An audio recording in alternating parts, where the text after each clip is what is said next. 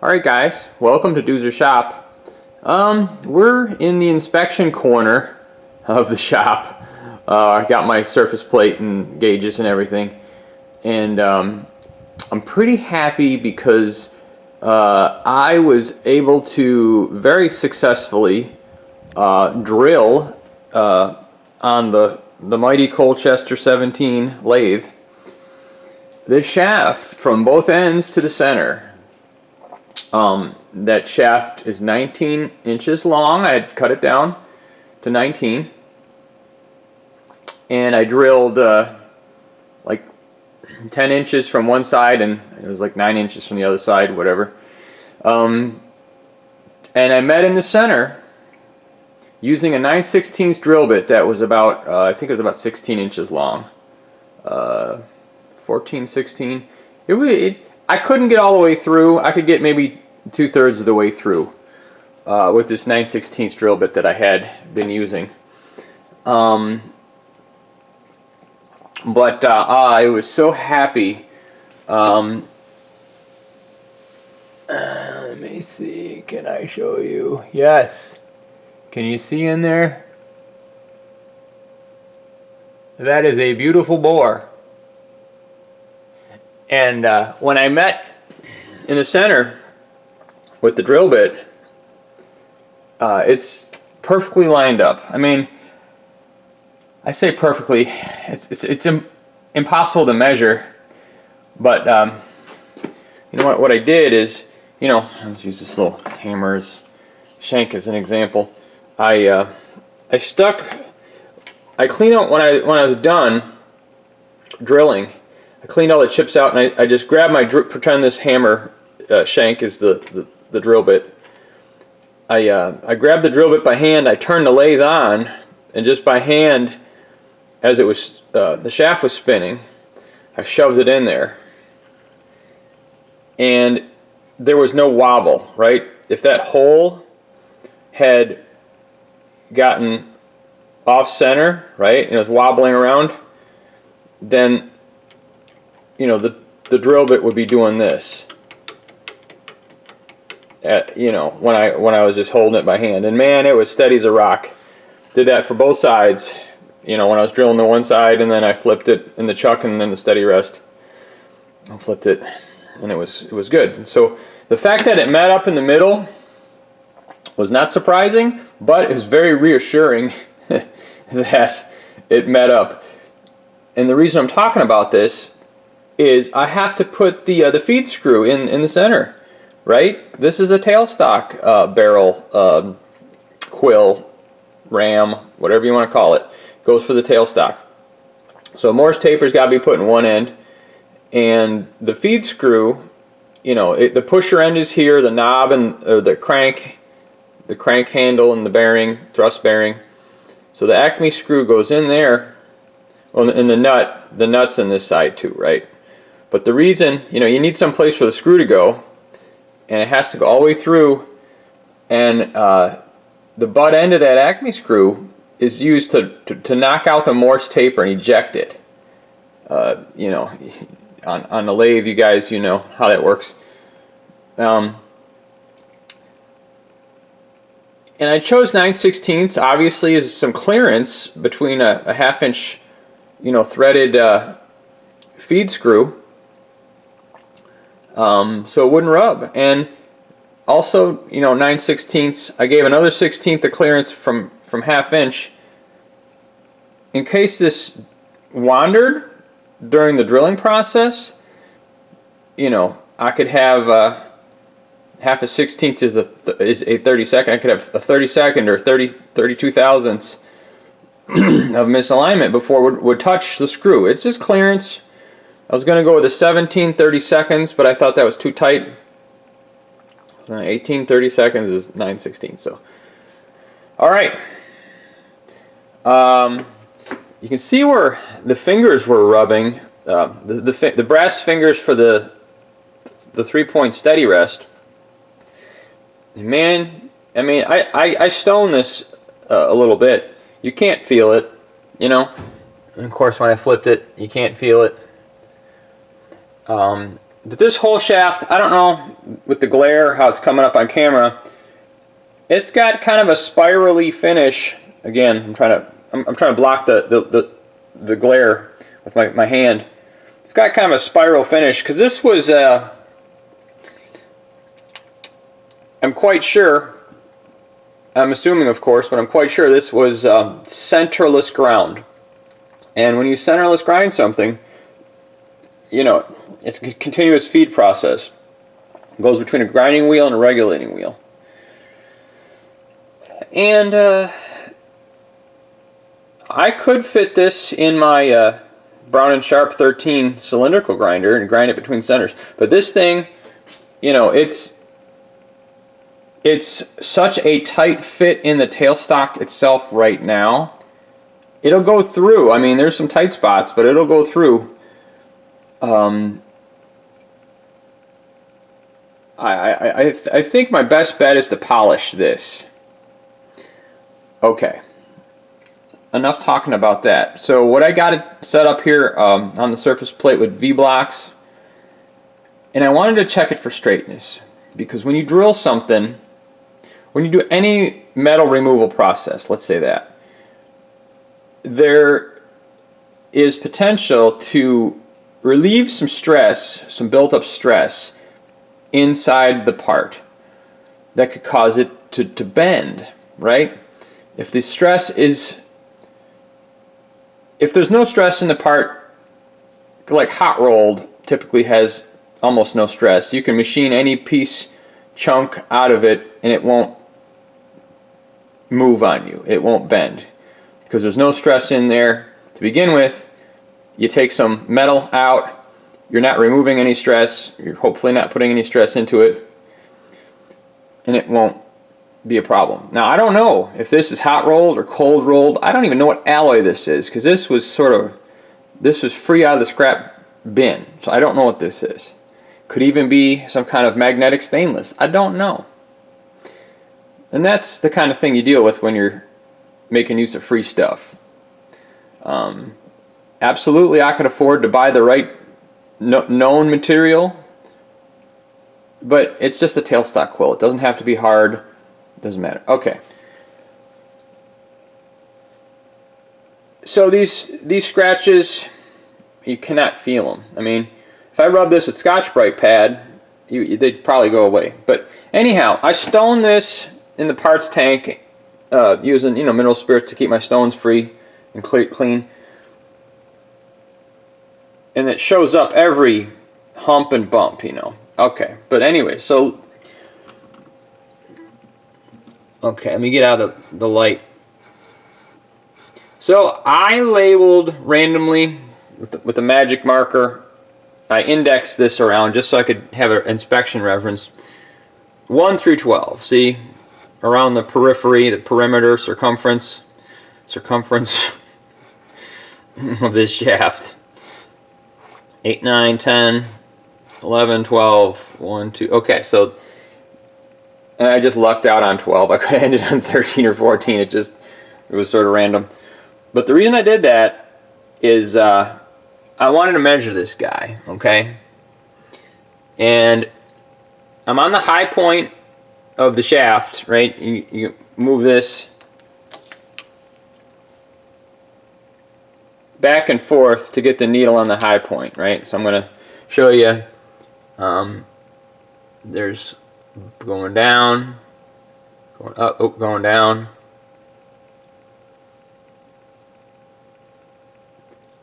Almost 0. Okay, that's fine. So I'm at the high point of the shaft. You know, it doesn't matter if you're on 0, but you know.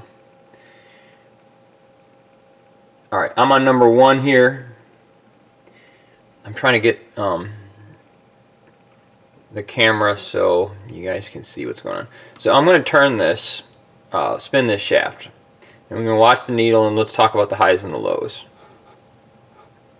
These are thousandths of an inch, by the way. We're measuring tenths because we're just sub-thousandth here. So that's a high. What am I at? 4. Goes down. Comes back up. 7. Let's call it 8. So 4, 8. down, 12. So 4, 8, 12. So 4 is high again, low. 8 is the high, goes down, and 12. Okay? So there's 3 ups and downs. In the range of that thing, I'm floating above and below 0 by like, I think I'm floating 2 or 3 tenths, about 3 tenths. So each major division is 1,000th. The 1 is 1,000th, 2,000th, 3,000th, 4,000th, 5,000ths, and back around the other way on the face of the clock. So I'm floating around up and down 3 tenths of a thousandth, and it's 3 up and downs per revolution, based on, you know, the numbers I just randomly, the sequential numbers I kind of just randomly wrote around the perimeter. So that tells me 3 up and downs, it's a trilobe, right? And that there tells you even more, with more certainty, that this was centerless ground, because centerless grinders, I don't know why, they make a trilobed finish. They leave a trilobe shape ever so slightly. Now, I think, you know, you can tweak that out with a good setup man on the machine that knows how to adjust it. I've never run one. I've worked at a company that had like 1, 2, 3 of them. And you can tweak these in darn near perfect. So I believe the reason that this shaft was in the scrap bin was possibly because of the finish, and/or because it was trilobed. I don't know what the tolerance is, but you know, this is, I don't know if this is considered turn ground and polished. Maybe it's just considered cylindrically ground, centerless ground. My mistake, centerless ground. I almost said cylindrically ground. But this is centerless ground bar. I don't know. It's probably cold rolled, but I don't know. There's no bark on it, no mill scale on it, because it was ground. But anyways, so this was just to verify that drilling the center out did not create a bend. Okay. So now let's talk about this. That's what I kind of came over here for, is to see if this was bent. It doesn't seem to be bent. Now this thing originally had, I think, a 5 or 6 thousandths bend in it. Okay? And I straightened this in the Kerr Wilson press, the hydraulic press. Had a bend in it. Now I straightened it. So I added stress into this bar to bend it straight, right? I don't know if the natural condition was to have a bend in it, or it had some stress introduced into it to create a bend.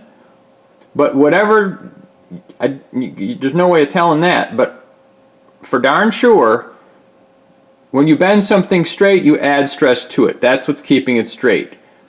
Is you're deforming the crystal lattice structure of the steel, the iron molecules, and you're hardening the steel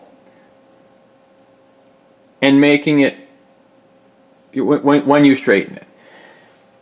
So that's why I checked the straightness after I drilled it. Also, if this was if this had a bend in it, let's say it was bent 3 thousandths or 5 thousandths again, or what, whatever. I got to put a keyway. I got to put a keyway. I got to mill a 3/16 keyway the whole length of this thing, so it doesn't rotate in the tailstock. So if you're removing material by milling a keyway, that's going to if there's any stress in it, you're removing some stress. You want to cut the keyway and remove material on the high point of the bend. So the bend will, if you're removing material at the high point of the bend, the shaft or whatever you're making is going to want to relax, and then therefore get straight, right? If you're cutting material, basically you're taking strength away because you're removing the material from the high spot. If you're taking material away, you're taking strength away, and that strength was holding it in a bent condition in the high spot. So I would mill my keyway on the high side. But since it's tri-lobed and there's no appreciable, distinct, discernible high side, would it make sense to mill the keyway on the high point of one of the tri-lobes? Not really, because it's perfectly, I hesitate using the word perfectly. It's generally round, with the exception of the tri-lobe. It's generally straight, let's say that, right? The highs and the lows, the average, I mean, there's some deviation, but maybe a half a tenth or even, you know, it's very close to being a repeatable 1, 2, 3, up, down, up, down, up, down, you know, when you rotate it.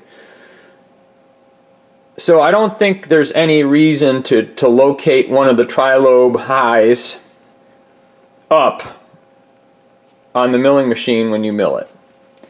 So I think I don't have to be concerned with that. I just plop it on the mill and mill it. Now, there's a couple ways to do this. I could shape out the keyway in the planer,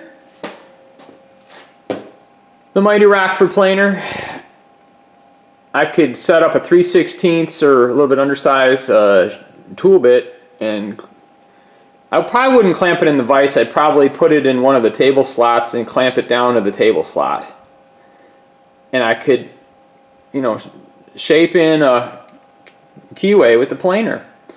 But I'm not comfortable yet with this planer. I don't want to screw up my part. I'm not comfortable with this yet, right? So let me back up. I've got two identical Kurt vices. These are 6 by 8, I think they're 6 by 9. 688, whatever. Let me back up here. So that's a 6 by 7.5 Kurt. At one time I had dual vices on the mill. And yes, you could, very common it is practice to put a shaft, just cradle it in one of the T-slots, clamp it down, and mill your key slot. But then you're clamping over your place where you're going to mill. And so you put it in a vise and you got free access because you're squeezing on the sides. Now, how could you clamp it to the table and not clamp over the top of it? And, you know, non-shop people might think, well, that's impossible. Well, no, it's not impossible. What you do is, I don't even know if I have one. They make, oh yeah, I got some. So that's what that little round proboscis is on these type of U-clamps for clamping stuff to the table. So these, and like I said, I got all different clamps. I got freaking clamps like crazy. These type, ooh, it's just barely gonna fit in there. That's how you do it, right? I'd have to turn the clamp a little bit down, but you put one on each side, right? You put a clamp there and you bolt that to the table T-slot, and you put one on both sides. So that's how I could do that. That's just a little quick lesson. I mean, maybe you guys have been in the machine shop a long time, many years, and you've seen these, but you weren't you never knew exactly what that dog was for on the end. That's what it's for, you know. Clamp it inside of a shaft, a bore, a pipe, a tube. That's what that's for. So that's one way you could do it. I got a bunch in there, man, for the planer. And then your offset clamps and your flat clamps and da-dee-da-da. So yeah, you could do it on the planer, cut the keyway. You could do it on the Bridgeport, or Doozer says you can cut it on the horizontal mill. I think the best way is to cut on the horizontal mill. Saw out of the way. So the mighty Kearney and Trekker, you know, you use the wheel cutters to cut the keyway.